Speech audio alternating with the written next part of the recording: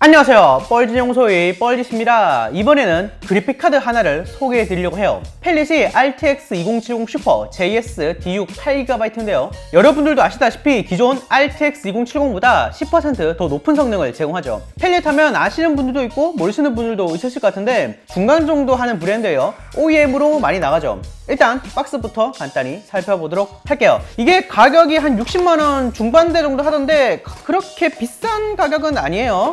자, 박스를 열면 뭐 그렇게 프리미엄급이 아니다 보니까 특별한 거는 없을 거예요. 설명서와 드라이버 CD가 있고요.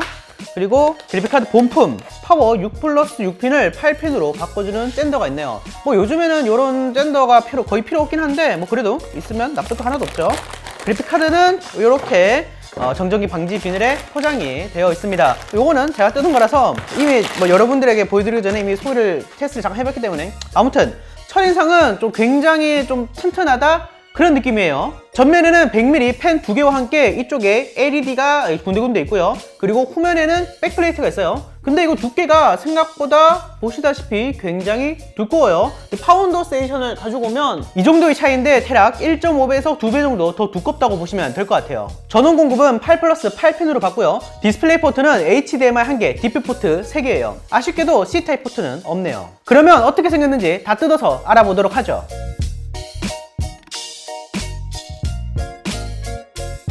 자, 이렇게 분해를 끝냈고요. 일단 이 기판부터 알아보도록 하죠. 중앙에 RTX 2070 슈퍼 칩이 박혀있고요. 메모리 같은 경우에는 마이크로램이 탑재되어 있네요. 그리고 전원부 같은 경우에는 C+2페이지 기반이 커스텀 전원부가 들어가 있고 꼼꼼하게 서멀패드도 있는 거를 볼 수 있어요. 그리고 제가 놀랐던 게 뭐냐면 여기 백플레이트 있죠. 백플레이트는 요즘 단순히 미적인 요소를 위해서 다는 경우가 많은데 얘 같은 경우에는 뒤쪽에 서멀패드가 달려 있어요. 그래서 이 서멀패드가 어느 쪽이냐면 전원부 있죠. 이 전원부의 뒤쪽에 들어가게 돼요. 그래서 전원부 쿨링이 좀 더 확실하게 되게 되는 거죠. 다음에 쿨링 솔루션도 한번 볼까요? 얘 같은 경우에는 방열판이 굉장히 두꺼워요. 이거 하나만 해도 그냥 웬만한 그래픽카드 같은데 방열판이 이렇게 굉장히 두껍기 때문에 얘 같은 경우에는 슬롯은 2슬롯이지만 실제 그래픽카드 두께는 3슬롯을 차지할 만큼 굉장히 두꺼워요. 히트파이프 같은 경우에는 하나, 둘, 셋, 넷 해서 4개의 히트파이프가 들어가 있고요. 이 중에 하나는 여기 꼬여가지고 길게 이어져 있습니다. 방열판이 면적 자체가 굉장히 두껍기 때문에 야, 이 정도면 거의 뭐 쿨링이 안 되면 더 이상한 그런 수준이고요. 그리고 여기 메모리 부분과 다른 모스펫이나 컨덴서 부분 쪽에 서멀패드 작업이 다 일일이 되어 있어서 이렇게 이제 위치까지 맞게 되어 있어요. 아무튼 그렇기 때문에 방열적인 요소에서도 좀 더 이득이라는 것이죠. 그 다음에 이제 가장 껍데기 쿨러를 한번 볼 건데 쿨러 같은 경우에는 특이하게도 100mm 펜 2개가 들어가 있어요. 뭐 다른 회사 같은 경우에는 뭐 90mm, 80mm 펜 2개인데 일단 이 펠릿 주장으로는 100mm 펜 2개가 80mm나 90mm 3개보다 더 낫다. 뭐 세팅에 따라서 다르다. 뭐 그런 식으로 얘기를 하는데 뭐 요거는 좀 이따가 또 말씀드리고 아무튼 펜 자체나 이런 어떤 디자인 자체는 솔직히 뭐 만족스러워요. LED가 좀 측면에는 거의 보이지 않는다는 게 좀 단점이긴 하지만 전면에는 좀 나름 깐지 있게 LED도 좀 많이 들어가 있고 펜이 크면 뭐가 다르냐? 일단 단점부터 말씀드릴게요. 펜이 크면 풍조림이 생겨요. 얘가 돌면서 여기 주위에 생기는 뭐 와류나 뭐 기류 같은 게 있죠. 그런 것들이 이래서 소음이 나요. 근데 그런 것들을 제외한다면 펜이 면적이 더 넓기 때문에 RPM이 낮아도 방열이 더 잘 되고 방열이 더 잘 되기 때문에 전체적인 온도가 더 낮아진다는 그런 장점이 있죠. 아무튼 전체적으로 구성을 봤을 때 굉장히 잘 만든 축에 속하는 구성이 아닌가 싶어요. 눈에 보이지 않는 부분까지 일일이 다 마감했더라고요. 분해 난이도는 굉장히 쉬운 편에 속했습니다. 이렇게 보니까 쿨링이 굉장히 잘 될 것 같죠? 맞아요. 쿨링이 굉장히 좋아요.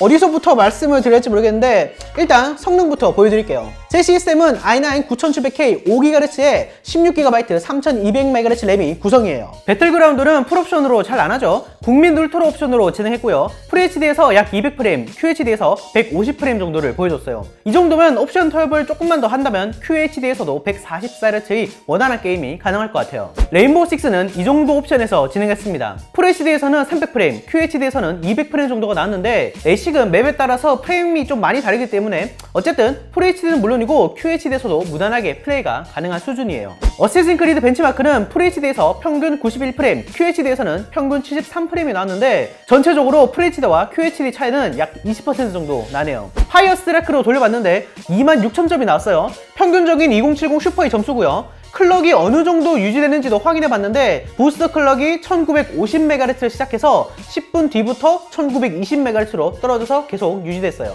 오버클럭도 해봤는데 오버클럭 값은 제품마다 다 다르기 때문에 참고만 하세요. 저 같은 경우에는 추가 전력 20%에 코어 100MHz, 메모리 50MHz가 추가로 들어갔어요. 파이어스 레크는 약 1000점이 상승한 27000점을 보여줬습니다. 부스트 클럭은 2100MHz부터 시작해서 점차 내려가더니 2055MHz를 유지했어요. 그리고 또 중요한 건 발열이죠. 약 15분간 플로드를 걸었을 때 온도는 58도를 보여줬고요. 1시간 뒤에는 65도까지도 올라갔어요. 케이스를 닫은 일반적인 상황에서도 70도 정도로 온도 부분에서는 굉장히 양호했습니다. 그런데 일부러 백플레이트를 빼봤어요. 그랬더니 전원부 쪽 발열이 굉장히 빠르게 올라오더라고요.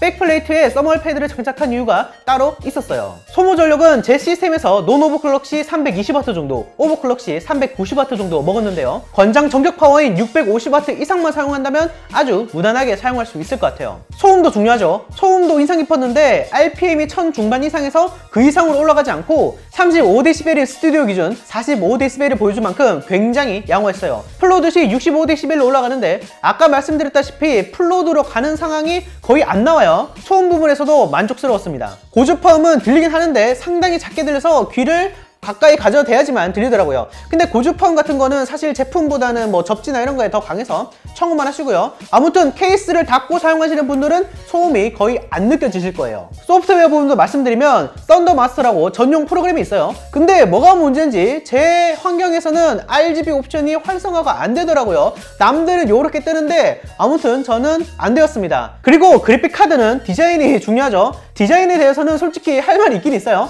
대부분 그래픽카드를 장착하면 측면을 보게 되거든요. 근데 이 측면 디자인이 조금 애매해요. 물론 LED가 측면에도 조금 나오긴 하지만 LED가 이제 전면으로 나오는 건 없고, 그리고 여기 제트스트림의 풍이라는 한자가 너무 거슬려요. 중국틱한 느낌이 좀 많이 듭니다.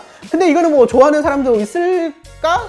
아무튼 그렇습니다. 뭐 전체적으로 디자인이 그렇게 나쁘지도 않고 전면에 LED도 상당히 예쁘게 들어오는 편인데 측면에도 LED를 조금 더 강화했으면 어떨까 싶어요. 정리를 하자면 이 펠릿 RTX 2070 슈퍼 JS는 전체적으로 전원부, 쿨링, 소음을 모두 잡았어요. 그러면서도 가격은 60만원대 중반대로 그렇게 비싸지도 않아요. 가성비보다 살짝 더 위에 있는 라인업인데 뭐 방열판이 두께나 백플레이트 안에 있는 서멀패드도 그렇고 빌드 퀄리티가 상당히 괜찮아요. 특히 타사 그래픽카드에서는 온도가 80도씩 나오는데 그런 애들보다 10도 정도 더 낮고 더군다나 소음까지 잡아서 민감하신 분들에게 좀 더 알맞은 그래픽카드가 아닐까 싶어요. 실제로 후기들을 보면 굉장히 평가가 좋더라고요. 여기 풍 요거만 빼면 개인적으로 디자인도 만족스러웠어요. 자, 영상 봐주셔서 감사하고요. 여러분의 생각을 댓글에 남겨주세요. 좋아요와 구독도 잊지 마시고요. 다시 봅시다.